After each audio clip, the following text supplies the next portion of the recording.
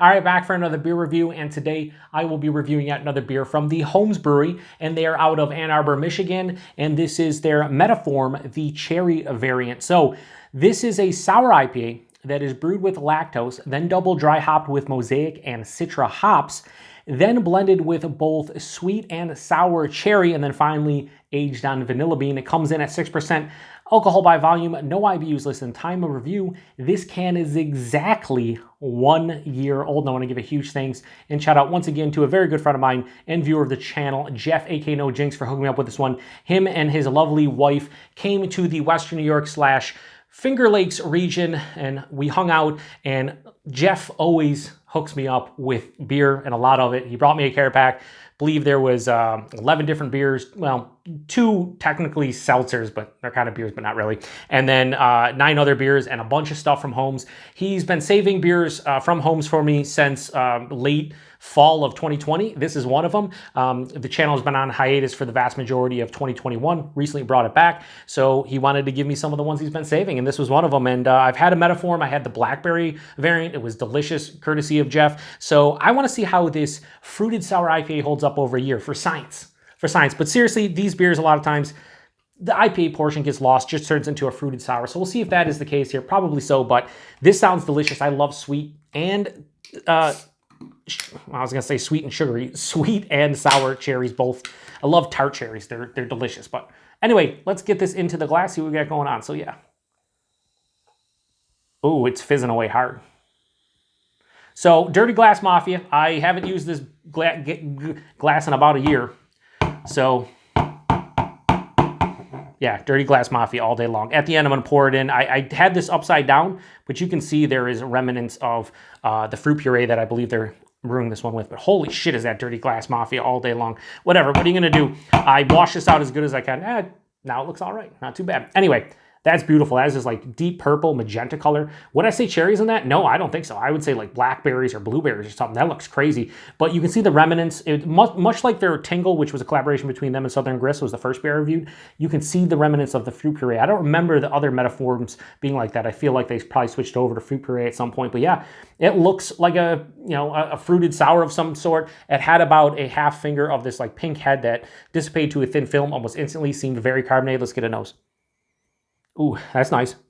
Okay, so I guess I'm just talking on my ass. I typically do because that's the beer PaTroll. This one, I get a little bit of the hops. Like it has this generic citrus kind of hop character, almost like a slight like hop resin. Yeah, for sure. Almost like so I've mentioned this before. Probably actually no difference in general when you're comparing the two styles, but I've always felt like dry hop sours gave me more of a hop kick than sour IPAs. Just me personally, that's kind of how I feel. And this smells like more a dry hop sour. I'm getting more of like a tart, semi-sweet kind of cherry note to this one, more than like a sweet cherry. There's vanilla underneath it, almost has, yeah, I was gonna say like a cherry creamsicle or something like that. But maybe to not that cream. Maybe a little bit of cherry ice cream, but just like very subdued. That hop kick is there, like I said, more citrus, like an orange tangerine.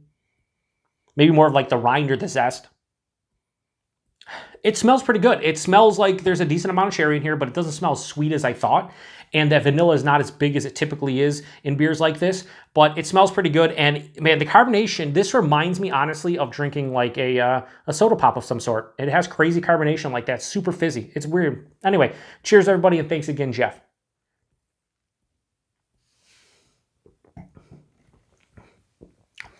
That's nice even with a year on it.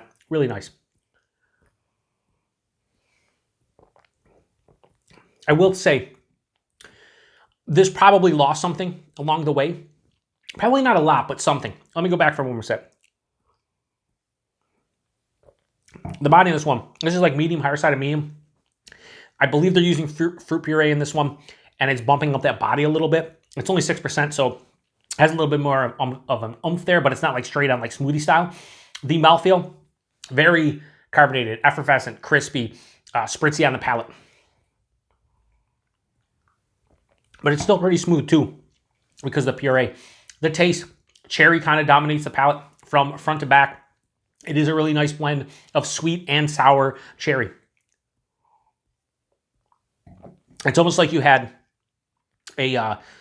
cherries in front of you, and you know how a lot of times some will be over-ripened, some will be perfectly ripened, some will be under-ripened, depending on which one you go in for. Like sometimes, oh, a little bit more of a tart kind of cherry kick. Oh, this one's super sweet. It's kind of what I'm getting here. It's like and it's not like in the front it's sour, in the back it's sweet. It's like it's just a beautiful blend of like you took like 6 cherries, you threw them in your mouth.